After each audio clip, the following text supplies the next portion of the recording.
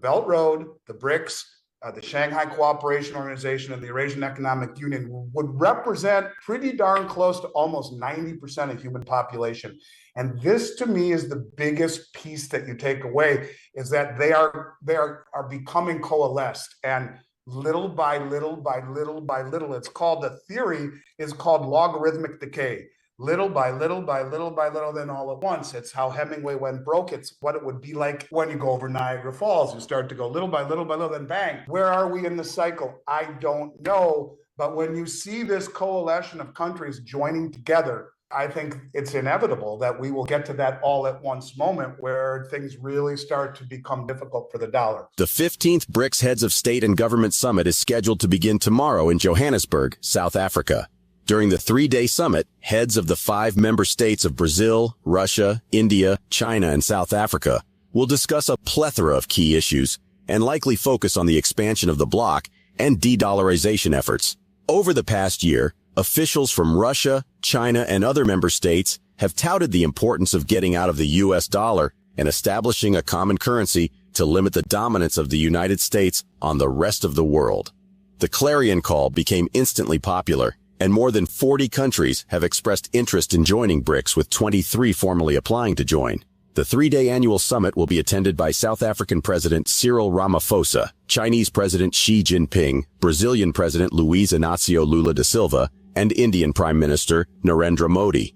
As a result of the arrest warrant issued by the International Criminal Court against Russian President Vladimir Putin, he will not be attending in person, but will participate virtually.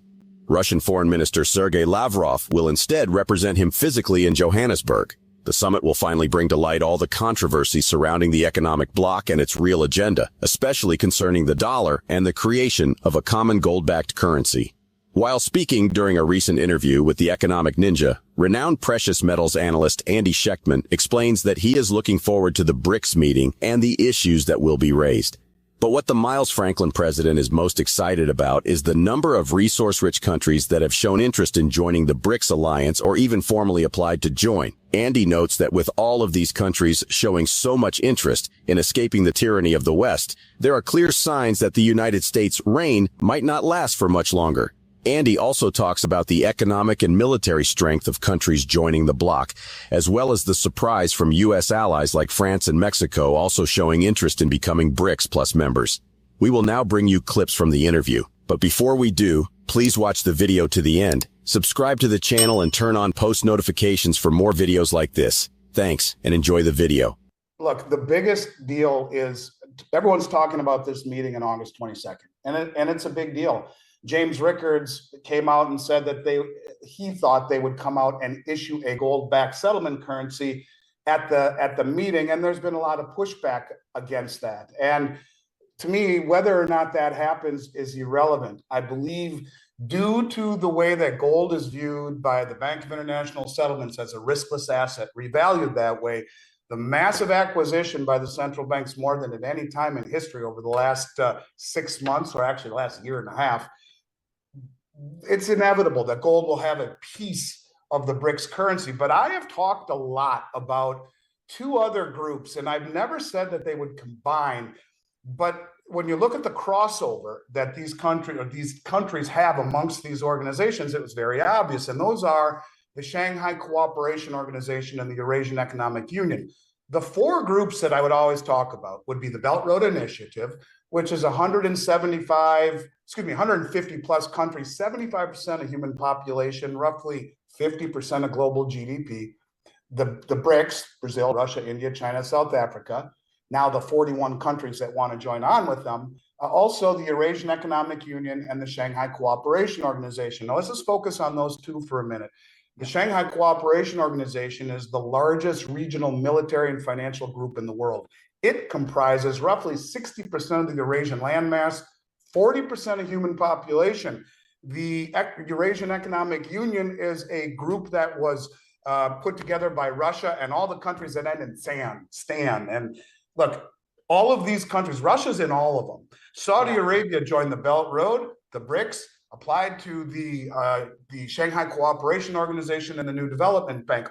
All of these countries have some form of symbiotic tie to the other organizations. And It's interesting. James Rickards, at the other day when we were together having a drink talking about this, said to me that they are going to join the BRICS at the August 22nd meeting. And I said, it's interesting you say that, James, because when you Google how many countries want to join BRICS or have applied to BRICS, you keep seeing articles that say 41.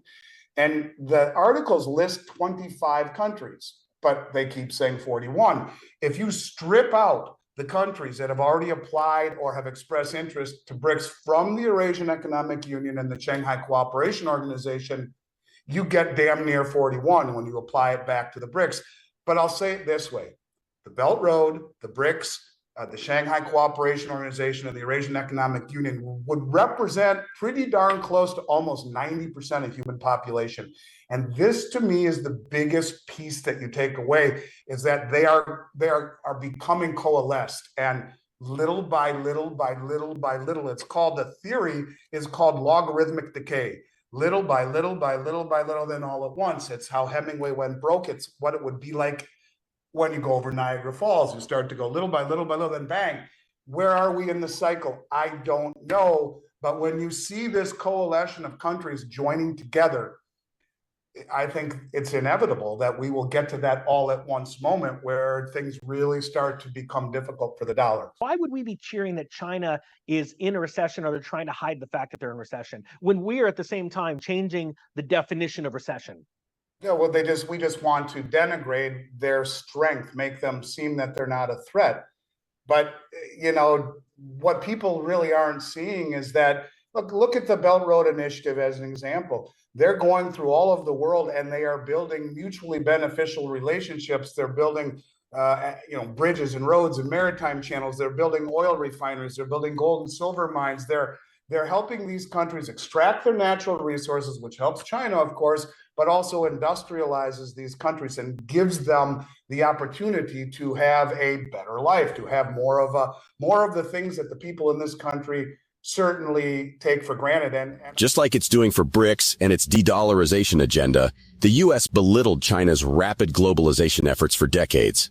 While the Asian country went largely unnoticed by our pompous political representatives, it grew sharply, at probably the fastest pace ever recorded for any economy in modern times, and the United States did not take the threat seriously until China became a serious contender for global superpower.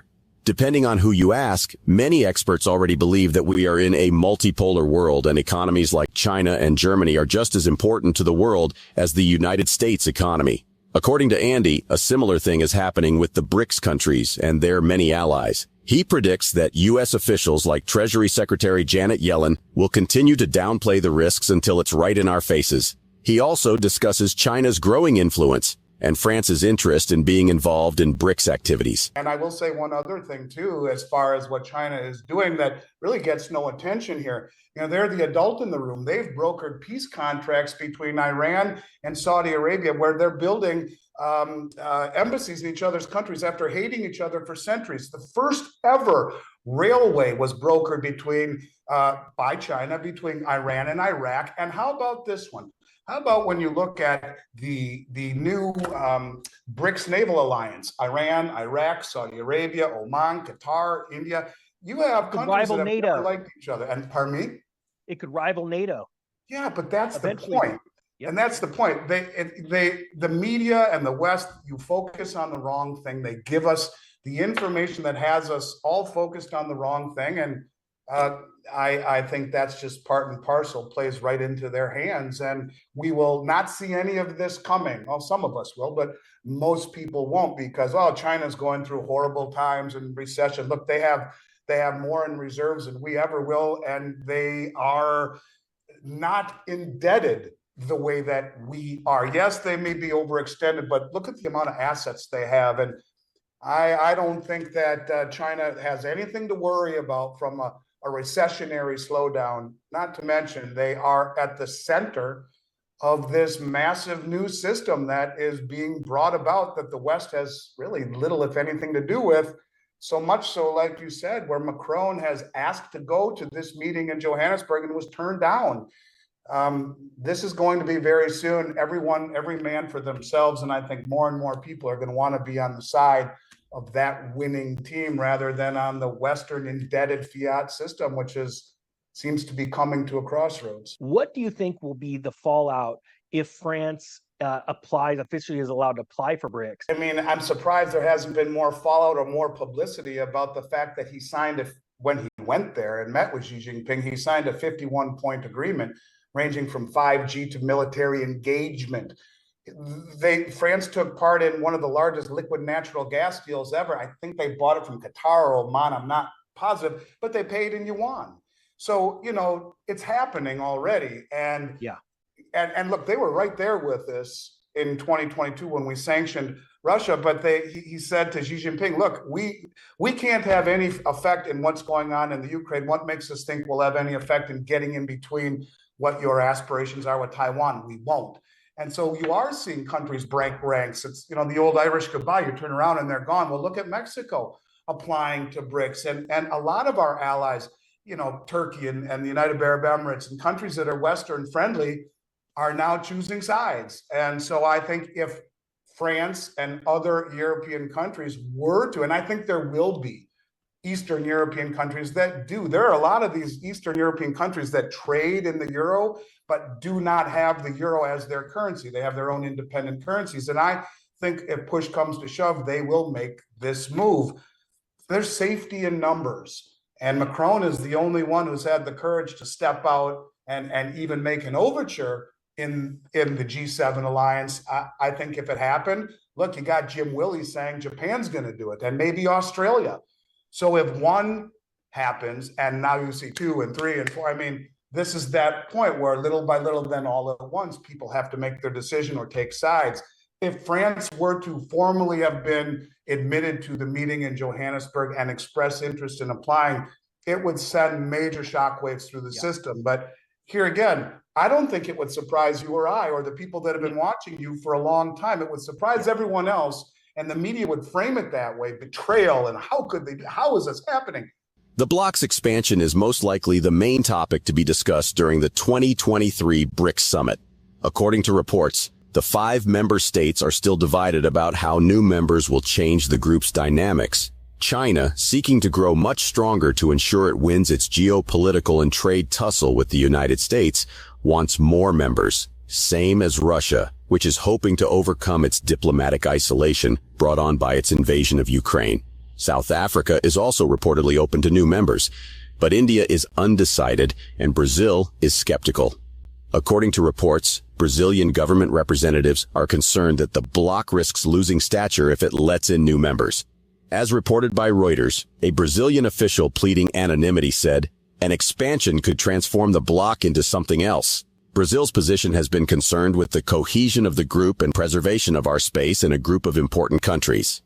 The BRICS nations will also be discussing how to boost local currency fundraising and lending with the new development bank, popularly known as the BRICS banks.